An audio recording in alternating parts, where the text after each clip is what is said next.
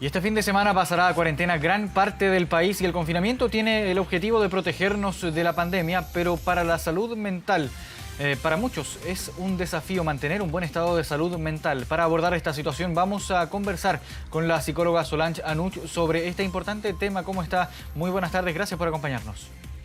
Hola, buenas tardes, ¿qué tal?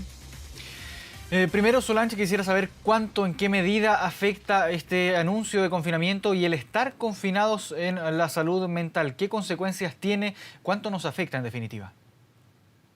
Bueno, desde que partió la crisis estamos viviendo en un constante cambio.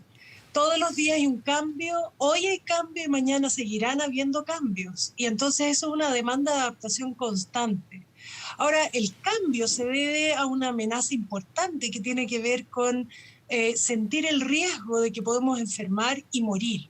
Entonces esa es una causa de estrés importante. Si ese estrés es sostenido y la gente más que nada pasa pensando en esto, pero no tomando una acción, el estrés se hace crónico. Si además de eso las personas están en una pérdida de contacto extremo con otros, hay más riesgo de enfermar. Es decir, si hay pérdida de la vinculación social, si hay división social hay más riesgo de enfermar. No contar con un orden de vida también genera más riesgo de enfermar. El no contar con suministros adecuados, la frustración, el aburrimiento, el aislamiento, la soledad, claro que sí. Entonces se ha visto que han aumentado un 40% los trastornos de ansiedad. Específicamente estamos hablando de reacciones de estrés agudo, de trastorno por estrés postraumático, de crisis de pánico y también los trastornos del ánimo. En esta ocasión es distinto. Es distinto porque estamos probablemente frente al último gran esfuerzo. Pareciera ser que este es el último gran esfuerzo y tenemos una tremenda esperanza en prontamente alcanzar lo que se llama la inmunidad colectiva o inmunidad de rebaño. Entonces la cuarentena también es más corta. Posiblemente los grandes trastornos ya se desarrollaron en las cuarentenas largas y sostenidas y ahora estamos un poco asustados, pero ya tenemos muchas más herramientas que en la primera oportunidad, lo que acorta nuestro periodo de readaptación y nos hace saber cómo poder soportar mejor esto y cuáles son nuestras banderas rojas y nuestras alarmas para mejorar nuestra adaptación en esta oportunidad. ¿Y qué hacer ante esto? ¿Cómo podemos enfrentar de mejor forma la realidad que estamos viviendo en pos de mantener el mejor estado de salud mental posible? Bueno, yo creo que lo primero es no olvidar las razones de por qué nos han mandado a confinarnos. Y la razón es que esto se trata de proteger nuestra vida y la de las personas que queremos. Segundo, se trata de, más que pensar constantemente en el riesgo, tomar medidas de autoprotección y medidas que generen cuidado en nuestra comunidad. Ser responsables, ser verdaderamente responsables. No solo los virus se contagian, también se contagian los comportamientos. Se contagian los buenos modelos, los modelos que son responsables, los modelos de conducta cívica. Hoy día nos necesitamos unos a otros. Entonces, más importante que nunca es ponernos en el lugar de los que están sufriendo extremadamente.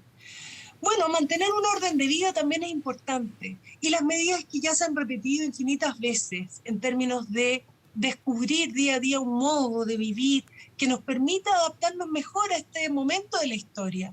Un modo de vivir donde tengamos rutinas flexibles, donde podamos distribuir las tareas al interior del hogar, donde tengamos algunas prácticas de meditación y de autorregulación emocional que podemos buscar en los tutoriales, en YouTube, etcétera, donde practiquemos deporte, tengamos buenos horarios de sueño, horarios de alimentación, donde podamos mantener una división entre lo que son nuestras labores domésticas y familiares y nuestro trabajo.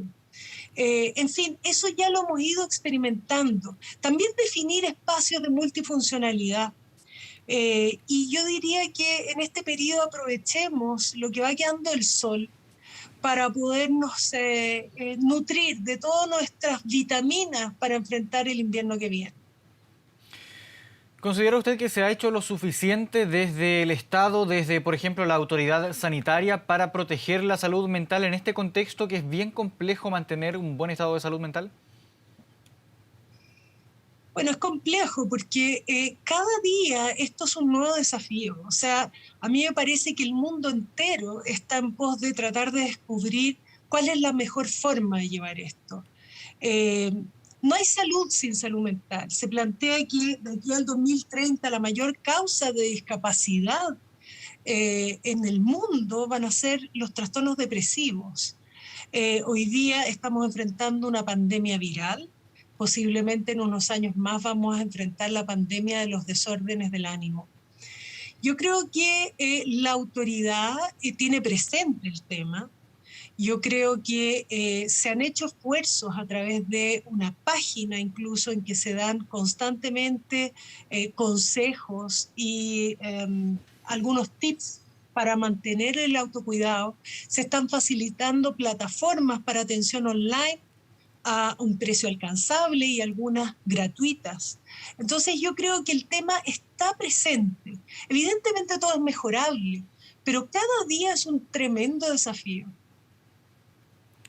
¿Cuánto ha aumentado, por ejemplo, la cantidad de consultas psicológicas para enfrentar la pandemia? ¿Cuánto ha afectado, si es que lo pudiéramos llevar, no sé si a números, pero a una revisión un poco más cuantitativa del aumento específico, el aumento claro de la cantidad de consultas producto de la pandemia?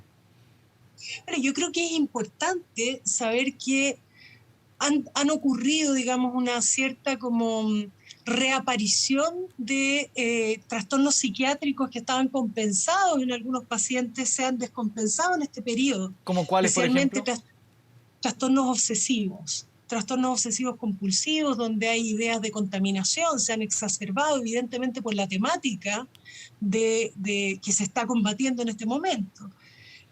También trastornos del ánimo, trastornos de ansiedad, adicciones y disfunciones familiares. Se plantea que en un 40% habrían aumentado los trastornos de ansiedad y más o menos en un 20 a 25% los trastornos del ánimo.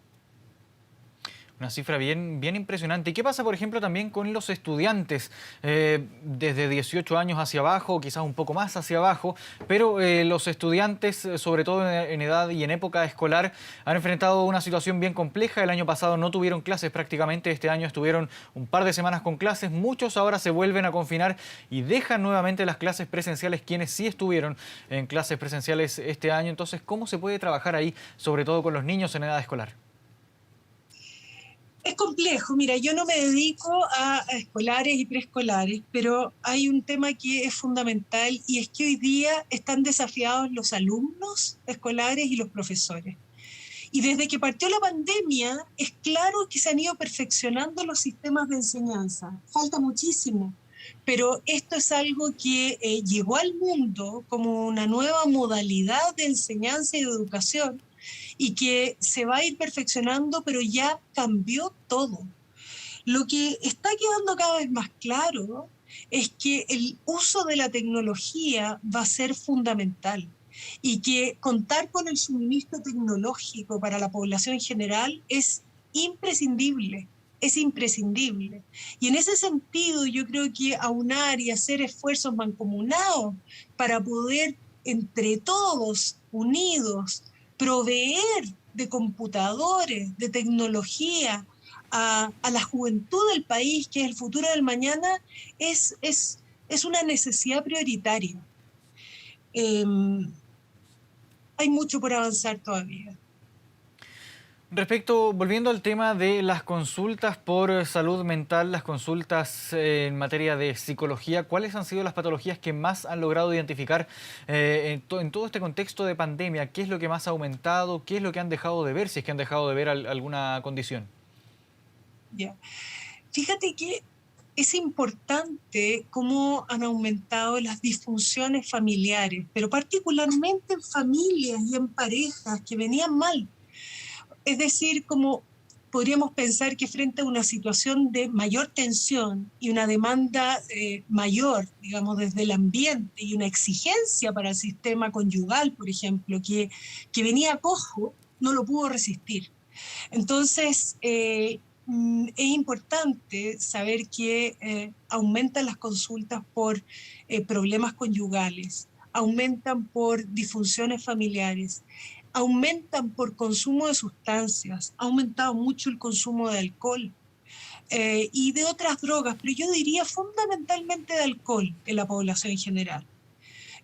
También es importante cómo se han exacerbado las crisis de ansiedad y las crisis de pánico, ¿ya? Y por otro lado, han reaparecido algunas fobias o agorafobias, que son los temores a salir a los espacios abiertos, en personas particularmente ansiosas que después de este prolongado periodo de encierro han incrementado sus miedos, sus aprensiones y la ansiedad anticipatoria para salir al mundo. Entonces, ha habido que hacer un reentrenamiento para que las personas se vuelvan a conectar con el mundo externo de manera progresiva. Quisiera detenerme en el tema de las crisis de pánico, las crisis de ansiedad. Probablemente muchos hemos escuchado a gente cercana que ha sufrido en este último tiempo algún tipo de crisis, algún momento de desesperación, si es que lo podemos comparar con ese concepto, pero considerando que es un tema que ha ido en aumento, que se ha masificado muchísimo, ¿cómo se puede enfrentar una situación de este tipo? Esto considerando también que uno cuando sobre todo en este contexto pandémico, es muy difícil acceder a una hora, a una consulta psicológica, por ejemplo, en un tiempo cercano, porque también todos los sistemas, todas las consultas están prácticamente saturadas. Está difícil, efectivamente hay una demanda asistencial bastante alta. No obstante, hay espacio, hay grupos, digamos, de voluntarios incluso que están ofreciendo servicio y ayuda psicológica. Frente a las crisis de angustia, hay varios temas importantes. Uno es que habitualmente las primeras crisis de angustia tienen relación con un modo de vivir la vida, ¿ya? En que las personas se ven abrumadas y sobrepasadas por algunas experiencias que no han podido cambiar. Entonces el cuerpo da una angustia señal que es física para detener a ese individuo a que haga un cambio. La primera vez que viene la gran alarma genera un miedo tan grande en la persona que este individuo después vive preocupado de volver a experimentar una sensación parecida y anda durante mucho tiempo atento a cualquier señal que le indique que puede llegar a tener una crisis. Y eso perpetúa un circuito, porque el cuerpo va dando señales que a veces son absolutamente normales y el individuo las lee como el aviso pronto de una crisis. Eso genera un estrés, alarma, y entonces el sistema de reacción de estrés del organismo se libera con todas las sustancias neuroquímicas, etcétera, y entonces el cuerpo manifiesta intensamente la reacción de estrés, las personas se asustan, pero ¿cuál es el punto aquí? Las personas tienen que saber que no les va a pasar nada. Físicamente no pasa nada. O sea, no se va a morir. Es una reacción muy desagradable, pero no se va a morir. Y ese es el mayor miedo. ¿Qué va a pasar conmigo? No va a morir ni se va a volver loco. Segundo, se le puede ayudar al cuerpo a bajar la tensión a través de alguna técnica respiratoria, a través de alguna técnica de cambio del foco de atención. Tercero, es importante sacarle la atención al cuerpo, ponerla en otra cosa, porque el que busca encuentra. Y si la persona está todo el día pensando que su cuerpo le está dando señales de que le va a pasar algo, se lo va a provocar a sí mismo. ¿Se entiende? Se entiende. Sí, bien explicativa esta conversación, psicóloga Solange Anuche. Queremos agradecer, por supuesto, esta conversación aquí en Canal 24 Horas, un tema bien importante y que claramente va a seguir generando muchísimo tema de conversación, muchísima duda también, porque es algo que evidentemente nos va a seguir afectando durante estos probablemente próximas semanas también. Solange Anuche, muchas gracias por esta conversación con Canal 24 Horas. Gracias a ustedes.